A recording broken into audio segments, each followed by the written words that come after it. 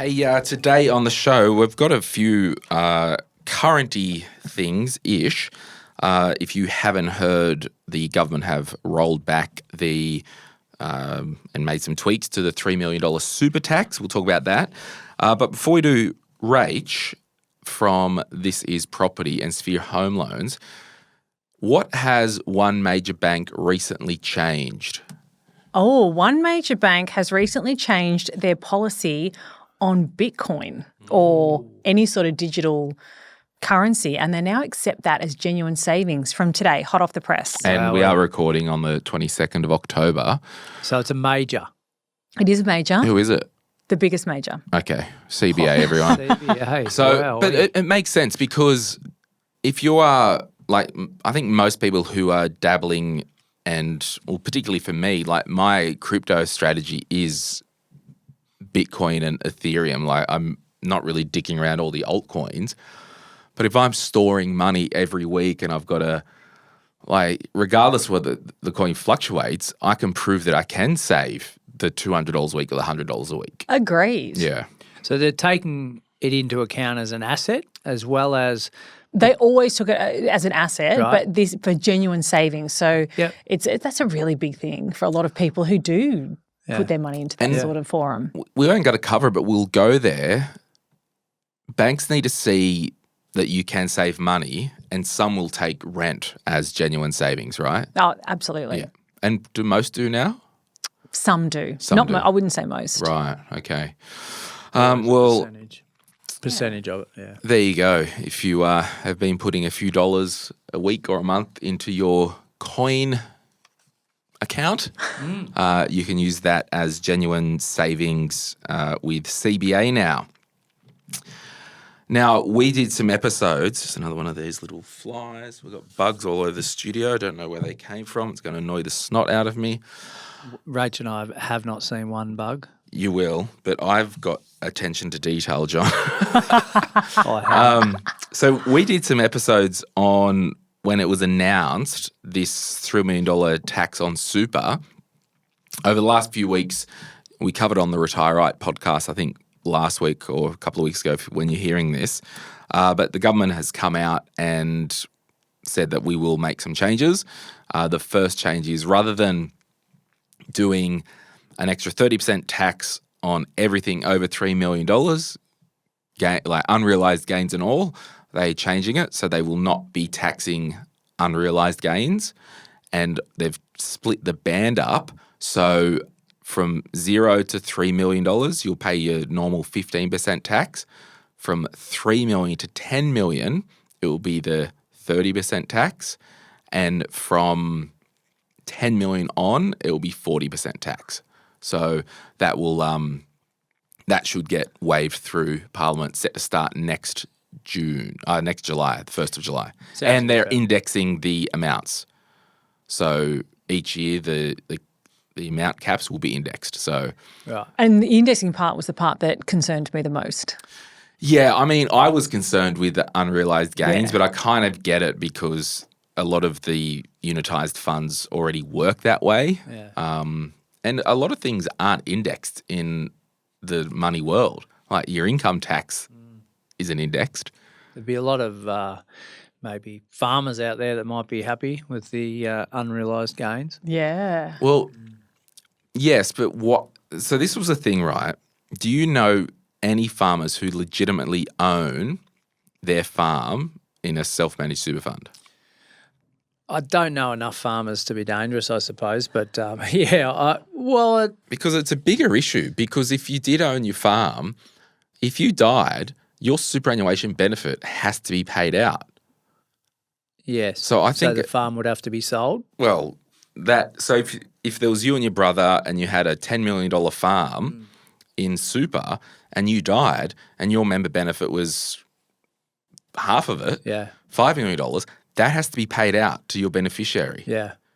I don't think it's fantastic planning having a farm in a super fund. And I think, there was an ABC report where they interviewed farmers around this stuff, but they didn't own the farm in the super fund. They were farmers that had a superannuation fund with investments. Like it was just the horse got away from it a bit.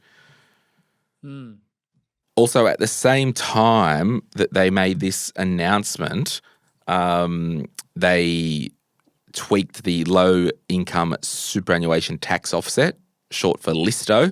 So basically what that meant was if you had a lower income, you would have paid more tax overall because the tax rate in super was higher than outside of super. So in some circumstances, you'd be paying more tax. And when they moved the second income tax bracket from 37 to 45, Right. people were going to be paying more tax. So what they've done is they've increased the tax offset to $810 to account for that. So if you are a lower income earner, just look up LISTO, LISTO. So lower income now means less than 100 grand. Well, it's basically less than 45 grand in terms of tax rates. But it's been, I haven't got it in front of me, but it's gone, isn't it 120 this year before it jumps up to 37? That's from one bracket to the other. The low is further down. Yes. Yeah. So you're a bracket higher. Yeah, okay. Yeah. So 45 to 120. Yeah. So there you have it. Well, we're going to do a podcast, and this episode is brought to you by Sphere Home Loans. Hey, we are pro mortgage broker here. Rach and the team at Sphere Home Loans, they look after many listeners, and a lot of people who listen to the podcast will tell their friends and family about Sphere Home Loans, even if those people do not listen to the podcast. We know one thing, your team is qualified. We know that if there's any curly cases, the team, you guys have a weekly meeting or an ad hoc meeting, you all work in the same office. They help people all around Australia buy their first home, second home, upsize, downsize, all that. You need to see a mortgage broker if you want your life made easier. You'll present options to people and, point them in the right direction, help with the applications, everything. It is awesome. So thank you to Sphere Home Loans. You can Google Sphere Home Loans or you can click the link in the show notes. My name's Glen James, joined by John Pidgeon and Rachelle Kroon from the This Is Property podcast. Let's do this. Before we get into it, this show is general advice only, and I've got a license to provide that advice. Full details can be found in the show notes. I'm a former financial advisor. Now I do the Money, Money, Money podcast. If you're a regular here, we call it M3, and we do a podcast called Retire Right. I've got a book, The Quick Start Guide to Investing, is available wherever good books are sold. There's a link in the show notes if you want to turn up your investing to 11 or if you're just getting started. Let's get into it. Thank you so much for being here today. Before we get into it, Rach, you had an exciting thing that you told me this morning from a broker industry point of view. And I don't think you've told John. So I haven't told John. Let John know what you're excited to share. I don't know how many people would be as excited as I am about this. I mean, I wasn't as excited. I was like, yeah, that's sweet. But I wasn't bouncing off the wall. But tell us why. I'm bouncing off the wall. So for me, why. Mortgage broking is my industry. I've been in this industry for 20 years. I'm very passionate about it and what it represents. But something we are is very underrepresented by females. Yes. So only 24% of mortgage brokers are females. And the further you go to the top, so leadership positions or big writers, it tapers off. So it's very slim at the top in our industry. And we had, for the first time in my entire time in the industry, a female take out the top broker of the year in Australia for productivity. So that's dollars settled loans. And that was Katie Thomas at Focus Finance. And I just wanted to give her a shout out. And I'm just so proud that a female took it out. Yeah. Great stuff, Katie. And is the numbers public? Like the volume, or can you give us some examples to just show the caliber of Katie's business? Yeah, well, it was published in one of the magazines. So she wrote, I believe it was 280 loans for $496 million. Don't quote me on that, but I'm very close if I'm not on it. And I believe she attends to all those loans herself personally. Yeah, well, it has. You have to be the broker, so you've got to. You might have a lot of support staff, but she's got a serious operation. That's a serious operation. That's one a day for 6 days a week for the year. Yeah. And that's just, it's fantastic. Yeah, So and she's just in Newcastle. she's in Newcastle. So, yeah, a big win for females in the industry. Yeah. We were Well done. all cheering. Yeah, no, that is awesome. And look, say her name again, Katie. Katie Thomas at Focus Finance. There you go. So if you want to give Katie a call, you can do that. And why not, right? You know We what? just She want can, to she can say right now today she's the best in Australia. Yeah. Or the biggest producer the in biggest Australia. producer. Yeah. And there's enough to go around, isn't there, really? Oh, absolutely. If you're good at what you do, you don't have to worry about anyone else. No, and I think a rising tide and all that stuff. But yeah, Katie, if you Yeah, at get the any top, leads we from us, flick us some cash. Okay, next segment. All right. All right. Would you rather? Daniela in the Facebook group said, and this is just like a bit of fun and chat, and I wanted to get a bit more fun with the podcasts. And actually saying that, John, I told my girlfriend she drew her eyebrows too high. She looked surprised. You got a girlfriend. You like that one? I was more questioning the fact that you've got a girlfriend. No, I don't. My eyebrows went up with that. I really don't. So, applications to find GJ Love, In the show PO notes. Box 375 in your capital city. Daniela said, would you rather have a small 2-bed paid off in 10 years or a slightly bigger property, more maintenance, etc., pay off in 20 years, no family help incoming in the future? They'll be 48 and 55 in 10 years. 70% of the group said 2-bedroom townhouse paid off in 10 years or a 3-bedroom house paid off in 20 years, 30%. So it was 70-30 down the line. What are you guys doing? Jeez, what are you doing, Rach? I actually am on this. I clicked on this. Did you click on I it? did. Oh, You Where can did see my response on the Facebook group. Yeah, right. Okay, and you went? I was probably one of the minority that said 3-bed house. Yeah, okay, you went to 30. what would you go, Johnny? Oh, look, I it's all about buying a property for me is wealth creation / lifestyle. So 3-bed I need a backyard, I need space, and I want wealth. So I'm going to 30 as well. Yeah, I'm probably. This is and I don't know if it's a real thing or a hypothetical, but this is one of the things where we have to split up financial decisions from lifestyle decisions. And a 2-bedroom townhouse, and I guess, they obviously don't need 3-bedder, but if you had 3 kids or 2 kids, paid off 2 bedrooms not on the table. Because it's like, you might want to share bedrooms for the kids, but at some point you're going to have to move. So I think I just thought it was a bit an interesting discussion point. But I think if I was in the situation where I didn't need the bigger house, because obviously they don't, I'm probably still trying to do the 3-bed house, but I reckon you'll be able to pay it off. I don't think it's going to be linear 10 years versus 20.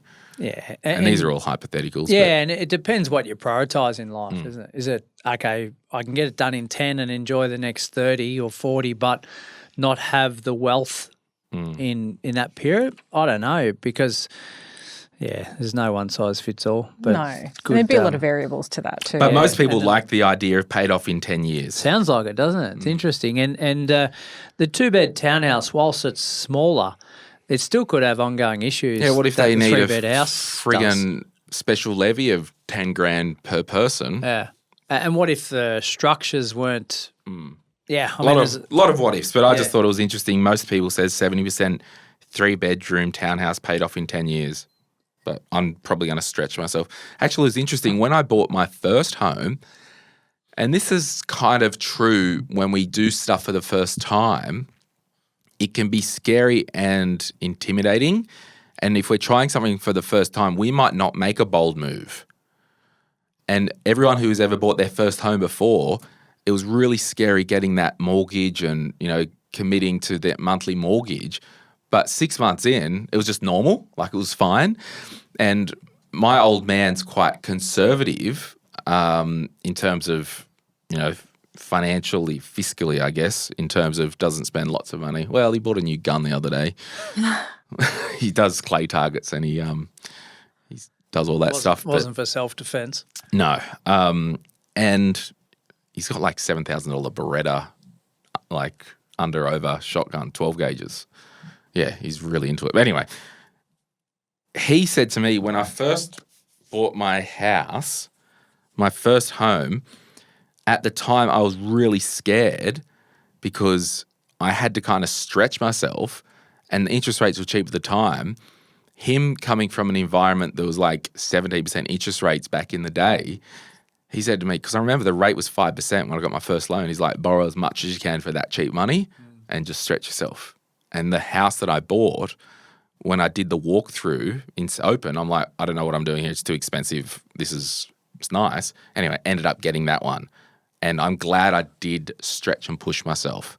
So I think just some encouragement. If you are doing something the first time, it might be your first home, and you do have the means to stretch yourself a little bit, I think a little bit of financial stress in the right department could be good. And we can unpack that more because I think we need to assume that we'll make a scenario up. You rate, your team sees someone, they're like, yep, you can borrow 900 and it'd service no problem. You're looking at 830 homes and you're like, oh, we don't want to go too much and it's scary. I think there is that tension of a healthy stretch if the Mercury and Venus align. I'm not talking about overextending so you can't afford it, but a healthy stretch for an asset that's going up in value, you might end up spending less on shat you don't need in your life. And I don't know, what do you guys think about the healthy stretch? I start again. I did having a stroke. I did an interview with a guy who'd been in residential commercial real estate for 100 years, right? Awesome. Good story. All right, next question. And he was talking about the principal place of residence. Do you want to cut back in? No, we're going. We don't edit anymore, Johnny. We're doing entertainment. Glenn's been a knob over here. Rach has lost it. You're right, Keep Rach. going. Keep going. Your principal place of residence is something that you're going to stretch to for most people anyway, because it's your dream home that you live in and you're going to stretch for the next 20 years, and that's why we see inflated prices a lot of the time. So, yeah, I agree, but you've got to make sure that you've got your buffers in place because everyone's incomes are different too. Like Rach runs a business, she wants a pay rise, she goes and gets more clients, right? Teachers, nurses potentially can't go and do that. So there's no one size fits all. But yeah, and we'll talk to that after the break, I think, with a question regards building a portfolio and stretching to that as well. Yeah. And mindset. I think that's the dance, isn't it? Because on one hand, you don't want this, and I'd seen it when I was practicing on the front lines with clients. I would spend 2-3 years with them to get out of debt, out of consumer debt, got savings. Then they bought too much house, and then we furnish it and go back into 20 grand consumer debt to get the lounges and all the new furniture. And to me, that's like, well, that amazing kind of blessing of being able to buy a new home and live in it. You're now living week on week stressed out financially again. So I think it's a dance with, I think my comment was when you're doing something the first time, it's scary, but just lean into it just a fraction more. Yeah. I think, don't know what you're going to say, but the conversations that I'm been having lately with a lot of people are, I'm spending less because I don't need more, as in I'm only going to buy a 2-bed because I don't need that 3-bed or that house, which is purely a convenience thing, got more time to go and spend with others, whatever it might be, without looking at what's going to make the most money. And this is clearly on this 70%. They're looking at, I'm not worried about too much how much money it's going to make. It's more about my lifestyle. Yeah. And that's it. And like if they only had one child, they might be fine with a 2-bedroom townhouse. If they got no children it might be fine. But yeah, I think it just goes back to your values and your goals. Like, what do you want to achieve? Yeah, and I would always recommend that people have a figure they're really comfortable paying back a week. So many people talk about what they want to borrow, and they've got that figure from the houses in their local area. So, houses are $1 million, so I want to borrow $1 million. And when they actually see, and then you say, well, how much are you comfortable paying back a week? That figure's not in the ballpark. Yeah. So, what you can borrow and what you're comfortable paying back a week sometimes are vastly different. But I would also encourage people for that first home to stretch. If it's going to get them a better property, but they need to understand what that repayment looks like, look at their budget. What are you going to give up to be able to facilitate that? But I think we're in a lending environment now where rates should be pretty stable. Like, who knows? Like, if anything, if the world falls over next week when old mate tweets something, the Fanta Fura, when he tweets something and everything ends, well, if the economy goes down the drain, if anything, rates will come down to stimulate. But if you don't have your job, it's probably ooh. But yeah, it goes back to the buffers, right? What if interest rates went 1% increase in the next 12 months? How many Australians would be on their knees? And I think that's, to your point, the government is saying, well, we can't let that happen. Like only last week, Cotality came out and said there's $12 trillion worth of residential real estate in Australia that's $3 trillion more than combined commercial property, super and shares. Like that's how much of a beast this thing is. They're not going to let it fail. Yeah. So anyway, well, we'll be back right after this. If you're after personal financial advice, don't get it from a podcast. But if you want guidance tailored to your situation, head to moneypodcast.com.au and click Get Help. We'll connect you with one of our trusted professionals, financial advisors and mortgage brokers, who work with people right across Australia. No matter where you are, they can help. Now, before we get back to the show, a quick reminder to protect your financial life. That means having income protection sorted. It means having death cover if there's any debt or dependents relying on you. It means getting your personal insurance in order. Most people insure their car, they insure their house, but what about themselves? Sky Wealth, who support this podcast, are specialist financial advisors who can help you get the right cover in place. Their advice is often more comprehensive and better value than going direct through your super. Book a complimentary 15-minute chat at sky.com.au. That's skye.com.au, and they'll point you in the right direction. Okay, we are back. We asked you in the Facebook group. Remember, if you want to join the Facebook group, just put in there, where did you hear about us? Put that you heard episode 844 on YouTube or your podcast player. We film all the episodes now, and yeah, you can see our smiling faces. What advice do you have to share about anything? Money, career, family, health, life? Go for it. So let's do a rapid round the table. Shirley says, always have your own separate bank account. Andrew says, work is infinite, life is not. Daisy, snoring is not normal. Mouth breathing is not normal. You're welcome. Shout out to Your wife. Anna, upskill while some TAFE courses are free. Who are you shouting out to? The snorers, the mouth breathers? No, the brand of Sleep at, the tape thing. nose and mouth. Yeah. Francis says, value your friends. Erin, life is better with boundaries. Learn how to say no, even if it makes you feel wildly uncomfortable. It'll get easier. That's a good one. Daniel, don't get a credit card ever. Darren, health is wealth. April, have crumpets with pumpkin soup. The crumpets hold the soup in the little holes, and honestly, they are more affordable than a decent loaf of bread.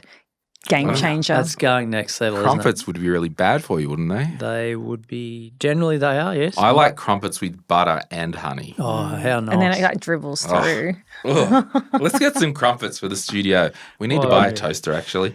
Belinda, make sure you have TPD and income protection from when you start working full time. As you get older and life gets more complicated health wise, it's harder and more expensive to get. Don't There you you go. know You it? can contact Sky Wealth and to get that sorted.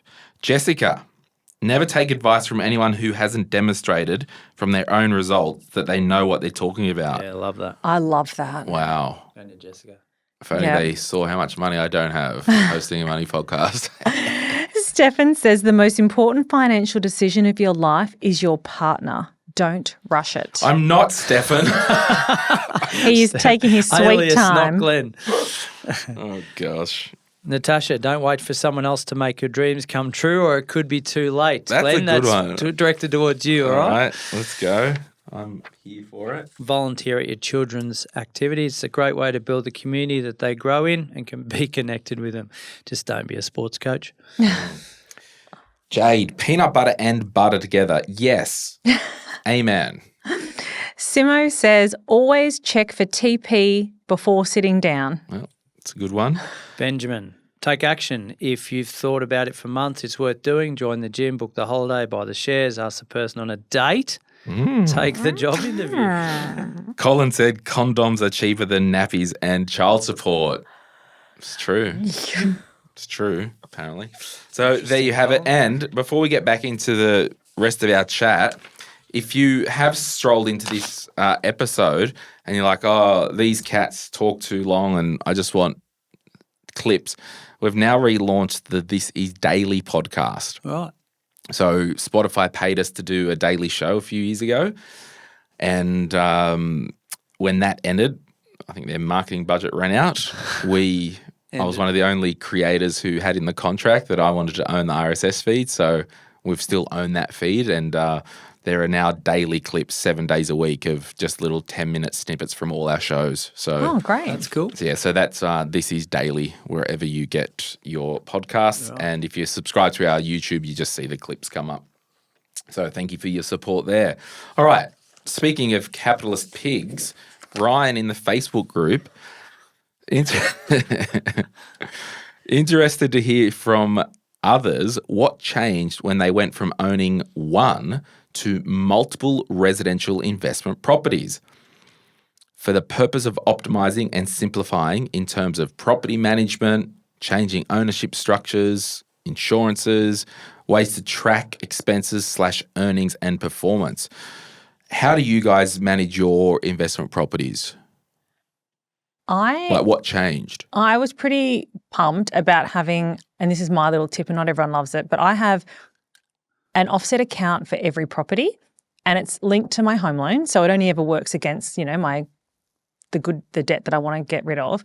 But all of the rent goes into that offset account and all the expenses go out.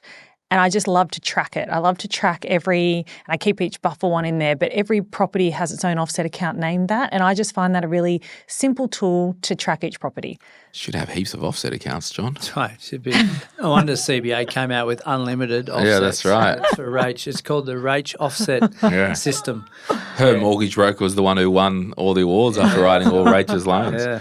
Wow, that's good. But in all seriousness, so that's a good way just to quarantine and split. Yeah, and you don't need to have it. There's people do spreadsheets or whatever, but I just love to go onto my internet banking and see it all there, and it's just my accountant also loves it. Yeah. Okay, that's good. It's a good tip. How do you do it, John? And, if someone is going from one investment property to the second one, are there any other strategic things that they need to think about?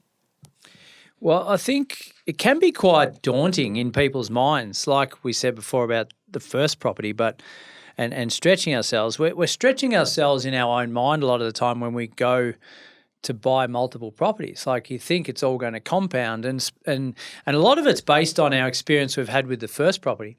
So if we've had a horror run with tenants or a bad property manager or whatever, like, do we actually want to do this again? We're going to get the same results. It's like having a first child that's like annoying you. It's like, I don't want another child sort of thing.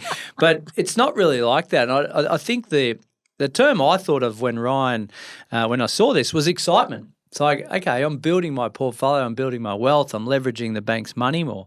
In terms of property management, generally speaking, our property managers are going to be different. So you've got different property managers around the country wherever you've bought, so that you're managing those property managers to make sure that they're doing what they need to do. Ownership structures, I don't know. I think people overcomplicate things when it comes to ownership structure. But in term, you obviously seek some advice in that space with your accountant. Insurances is just, you like there's a lot of insurers out there that'll give you multi-property discounts, so that's probably a bonus from that point of view. They do, and this is probably a logistics thing. Like if I think if we spent more than 4 or 5 hours on our portfolio for the year, there's something wrong. Because you're outsourcing majority of it to your property manager. They're doing everything for you essentially, and you're having a conversation with your mortgage broker maybe once a year around finance structures, and then you're doing a analysis or performance of what your portfolio has done. No, Glenn's going to Bunnings and getting handles. Yeah. So if you're changing taps and doing everything yourself, then I suppose you're What the handles minority. did I buy? Remember you were saying in one of the episodes, you're saying Yeah. Yeah, that was, you should never have property close to you. No, I shouldn't. It needs to But be in the also, state. the property manager at the time should employ handymen who aren't friggin' lazy Yeah. and can use Google True. and sort it out. And Yeah. I'm no longer with those managers because, Comes back to having a good property manager Yes. who can, yeah. like, And I obviously mean, getting all my quotes. properties are within an hour drive of here, and I use the one property manager. Yeah. But in terms of my Yeah. own personal cash flow system, for those who have done the Glen James spending plan, I have all rent from all properties go into the cash hub, and the mortgages from all the properties leave that same cash hub. So it's just income and expenses. I don't have the individual accounts. If something needs doing, I just take it from savings or an emergency fund or something like that. So I think my biggest thing would be get a good property manager who is onto it and who has attention to detail. And at the end of the year, I just log into my bank account, look at the interest for each of the loans, send that to the accountant. The property report, have a thing. Here's the income, expenses, details. Like each property has like a 2-pager for the accountant. It's really simple. And I probably would say with the what was I going to talk about? You're basically paying that's what I was going to say.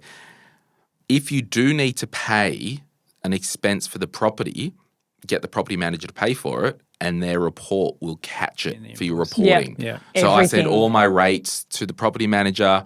I send the insurance to the property manager. They pay it. Everything goes through to the property manager because it's all about consolidated reporting. Keep forgetting to send my insurance to the property manager. That's the one thing I haven't got insurance sorted. and Change the interest. address to the Yeah. property manager. Well, Did your I Terry share preferred this year? Mine went down 27% on 3 properties. Went down 27. Yeah, mine went down as well. That's good. Mine did not. I still prefer to I was like, did they do my that? insurance, but- Yeah, okay. do you?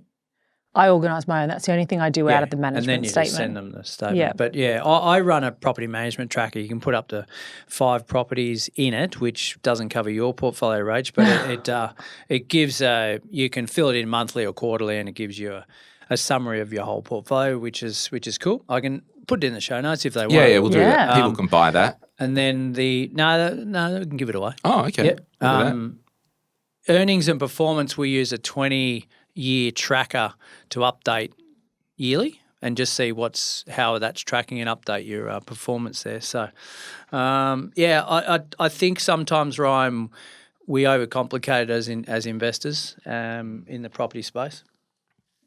Yeah. I don't like when he said, what do you do to track expenses and earnings and performance?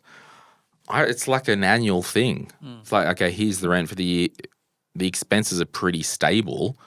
Performance, I don't know, not selling anytime soon. Ask your broker to send you a property report each year. So when they do their review, get the property report. That's how you sort of track its performance of what's his property worth right now. Yeah. I bought one through John, and he sends a report every year. Don't know if he would send the report if it went down in value, but What'd you buy? Newey, where did that? You were the person who introduced. It's on your system. Right.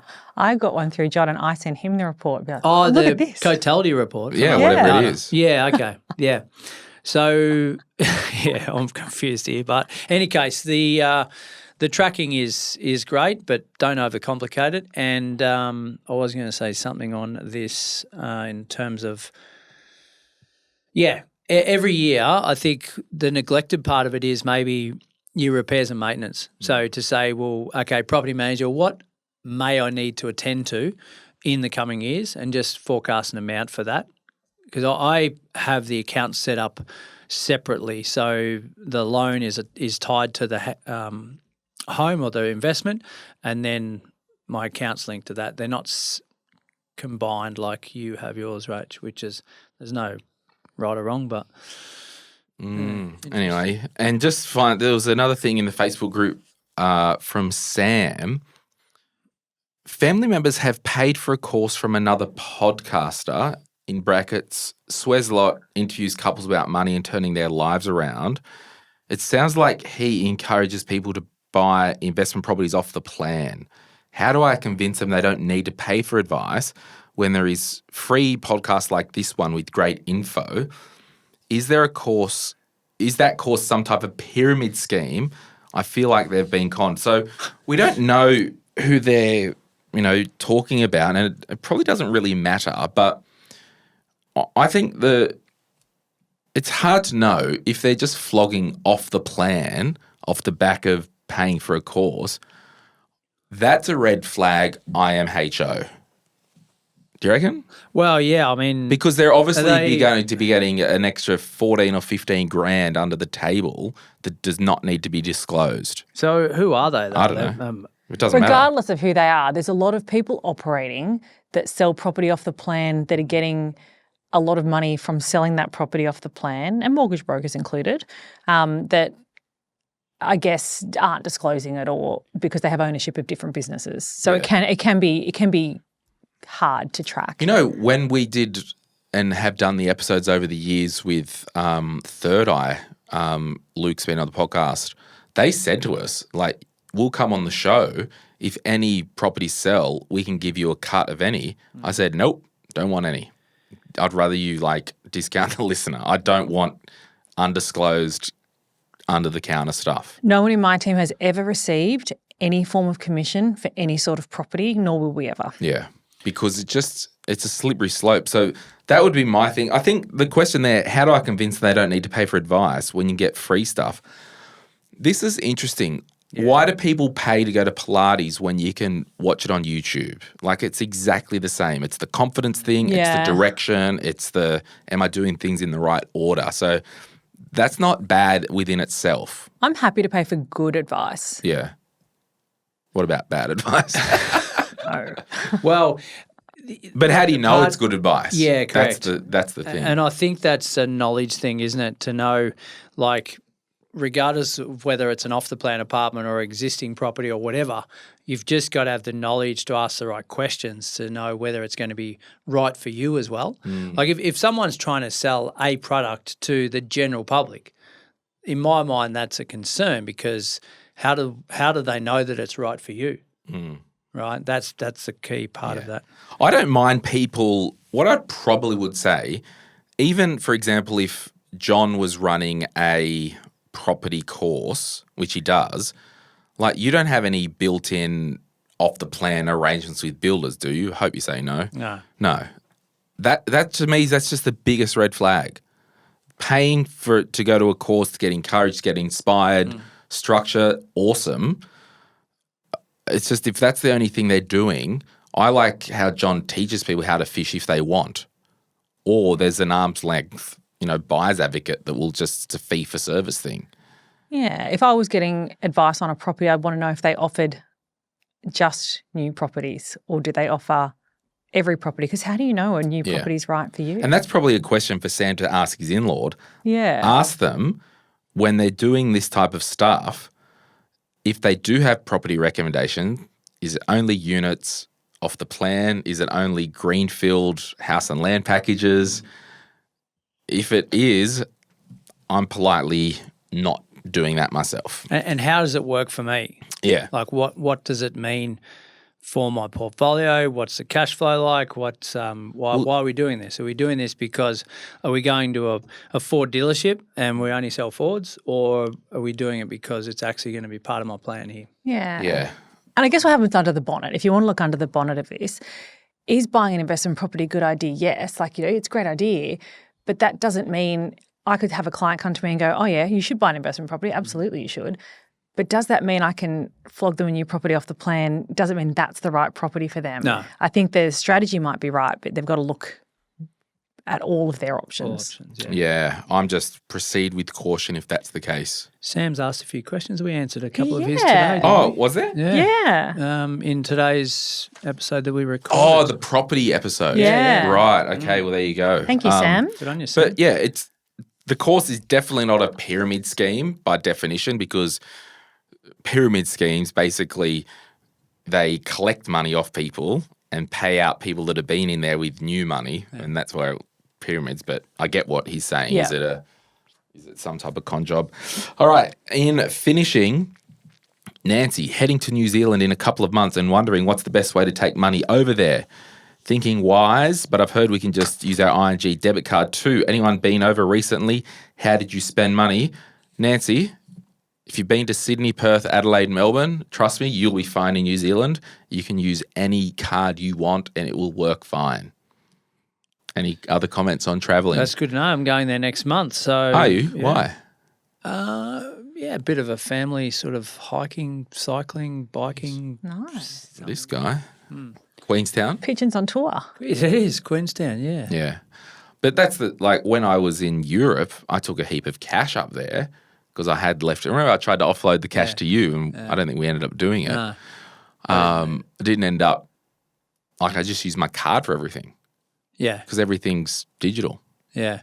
And I just use either my Wise debit Yeah, I was card or gonna my Up debit card. Yeah, so the Wise is always what I've used international, but yeah, New Zealand's a bit different, isn't it? It's sort of one of us. It's the same. That's what I mean. It's like if you've been to Australia, you've been to New Zealand with an accent. All right. This was for Rach. Jasmine's asked, we have 10 weeks left of daycare fees as our youngest is off to school. Wondering what everyone else has done having that money back into their budget. School fees and uniforms are accounted for. Should we add to our shares or redraw our account or just go on another holiday? Well, okay, so this is the question. We'll assume, $500 a week for daycare, a couple of days? I don't know how much it costs. Yeah, it can get pretty expensive. Yeah. Assume that you had an after-tax pay increase of a couple $100 a week. What are you doing with it? It doesn't matter where it came from in this instance. I found after my children got past that age, they found other ways To spend the money? to find that money and use it. Rachel's saying she's got Uber for kids on the kids. KFC like that. drive-through. Yeah. Bloody little turds, aren't they? Little turds. Only did it once. I only did it once. I just think it goes back to the fundamentals. Like, what's your financial goal? If your mission in life at the moment is to build that emergency fund up, well, any leftover money is going to that. If that's done and the mission in life is to pay off consumer debt, well, we do that. If that's done, if your mission in life is to salary sacrifice to super, I mean, you could just go, all right, let's just take half of it and salary sack to super. I'm not going to miss it. A little bit more to super, and then put the rest on your redraw account, or, as I said, go on a holiday. Do what you want. Yeah. But I get it. Like, it's the fact that the kids finish daycare, that's kind of after the fact or before the fact or whatever. The fact is, extra money, what are you doing with it? I don't know. Do you always want to do PT twice a week and you'd never had the money? Well, the money's there now. Yeah, you do you, Jasmine. I think One it's- vote for holiday. Yeah, go on a holiday. Yeah. Why not? Why not? Well, I think we've had a bit of a chat today. Anything else that you all want to finish with before we wrap this up? I've got something to add. Oh, We did a property podcast recording this morning, Rachel and myself, and we prepped some notes. And I had the notes on my laptop, and Rach is like, I sent them through to her. She's like, yeah, cool, I've got the same ones. Right. Okay. So she printed hers out, had them in between us, who's asking the whatever question, and I've got mine on here. So I'm thinking coming into the show that both copies are identical. No. Completely different. And I'm going to ask my first question down here, and I'm like, and there's this 20-second pause, and the guest is sitting there like a sitting duck. I'm like, what's going on here? Rachel, can we explain? You know, it was just an error. They looked the same with a brief glance. Yes. But I feel like it's worth it to have seen your face. Lack of judgment, if you will. Yes. Anyway. Hey, we'll leave it there. Actually, hang around for an after party and I'll tell both of you something that I did for the first time today. Ooh. Thanks so much for listening. Hey, if you like our infotainment, entertainment podcast, we keep you company. You might learn something along the way. Please feel free to send it to a friend or family member. We don't really advertise, but we use you, the listener, to share content that might be fun and engaging for you.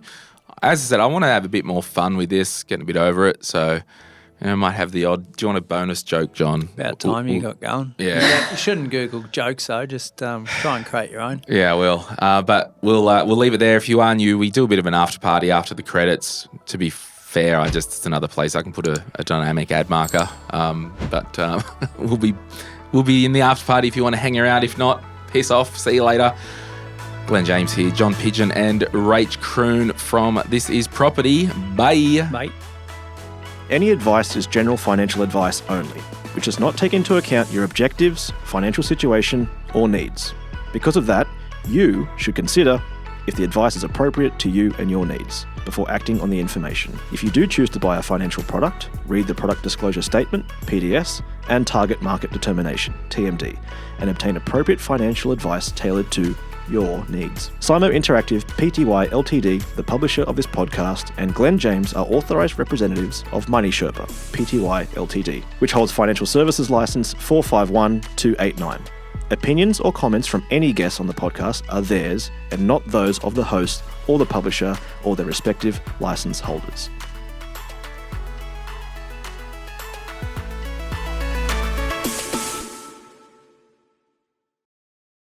All right. So, What did you do for the first time today? all right, you guys can have a guess. But I know one thing, the inventor of autocorrect is going for hell for what he ducking did. Oh, God. No more ChatGPT jokes. Oh, I love them. Terrible. No. Horrific. What did you My neighbour knocked on my door at 2 a.m. Can you believe that? Luckily, I was still up playing drums. That's funny. I like my coffee like I like my mornings. Strong, hot, and slightly unpredictable. That's crap. That one. Is this the after party? Yeah, I think so. It is now. All right, so we're going to both guess what I did for the first time today. I'm going to say install insulation because I saw insulation around here.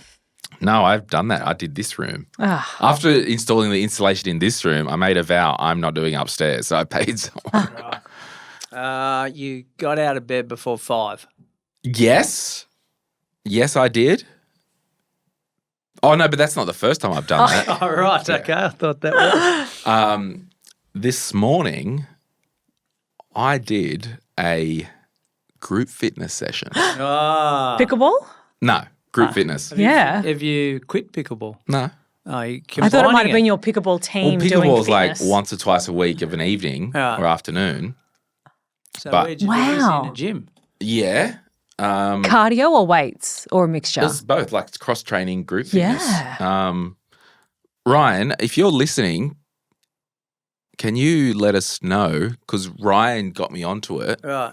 I Did you have a health check before you went? have a pulse.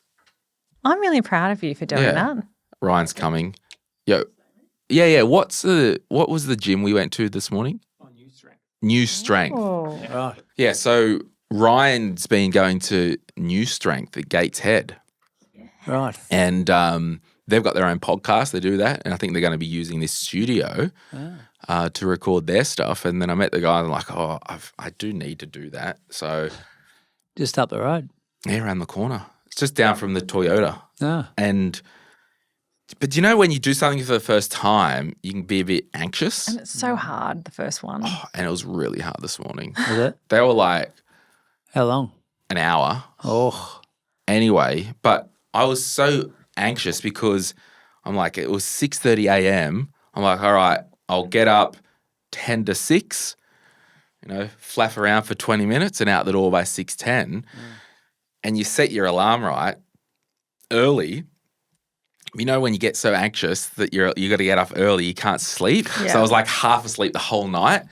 And it was like I woke up, it was like 4:30. I'm like, and I went to bed a bit earlier as well, like at 9:45. That's the worst. And I was like, it's 4:30. I'm tossing and turning. I'm going to get up.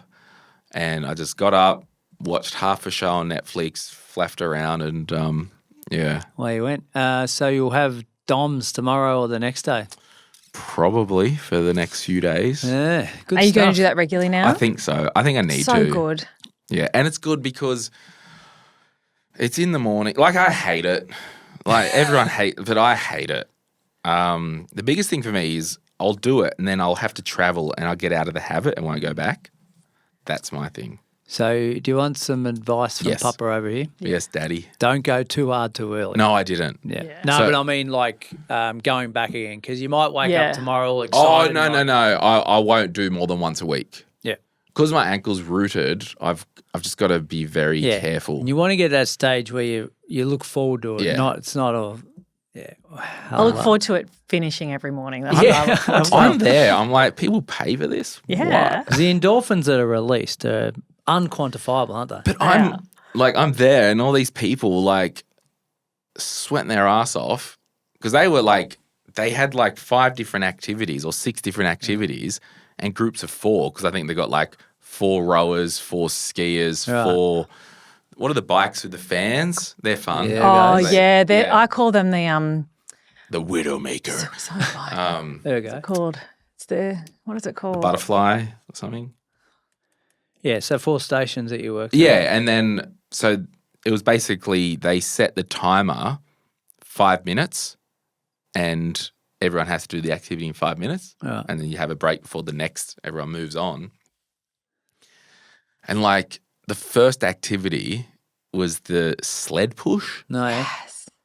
And they're like, oh, yeah, this is your first day. Oh, yeah, this is pretty savage for your first time. So we just took the weights off. And I was just like, hey, I'm here and an empty sled is better than being in bed, guys. Absolutely, it's a start. Back off. I love it. And they're like, yeah, everyone was like rooted. I don't love burpees. No, I don't think anyone does. But I was really proud of myself because remember when I did PT last, like if I was rooted halfway through, I'm like, all right, I'm leaving, see you later. I made sure I stayed the whole end Done. because all the stuff last year and working myself, it was just like when things get hard, got to push in, stay in the pain and hurt. So you walked Enough about off my emotions. on a one-on-one session. Yeah, I was done. It's easy to walk off in a group session, but Yeah, no, I one-on-one is said to like- the guy, it was at Mingara, I'm like, hey, I'm done for the day. Still bill me an hour, but I'm out of here. Oh wow! And it's compounded because it's so hot inside as well. Yeah, well, yeah. Anyway, it was good. I think like any good addict, the first hit's free. So I think I'll sign up and try and go once a week, one morning a week, Good stuff. because I would like to lose 10 Just kilos. easy. Go easy on him. Just gradually be gentle. build And there was some things they're like, all right, everyone got to do this row 800. Oh, and then we did all the 5 activities, and I'm like, oh, it's 7:15. Go home early. They're like, all right, doing it again now, and it's just in half the time and half the it. Yeah. length. Yeah. But I was just like, look, I'm here. It's my first week. I'm just going to, 400 meter rowing. we'll call it 320, whatever. Yeah. And a guy came up at the end. He's like, I didn't want to say, but I listened to the podcast. Oh, really? I'm like, hey, how are you? So thanks. Nice to meet you, Andrew, at New strength. New Strength. Good on you. It's Well on done. Gateshead, everyone. Oh, well, yeah. We'll So look out. the updates. Marathon Yeah. John Yes. might join you for a try. Is that what they call them?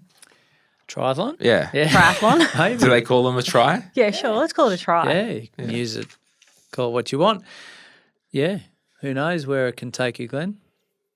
Many places. Well, the first is the hardest. Keep going.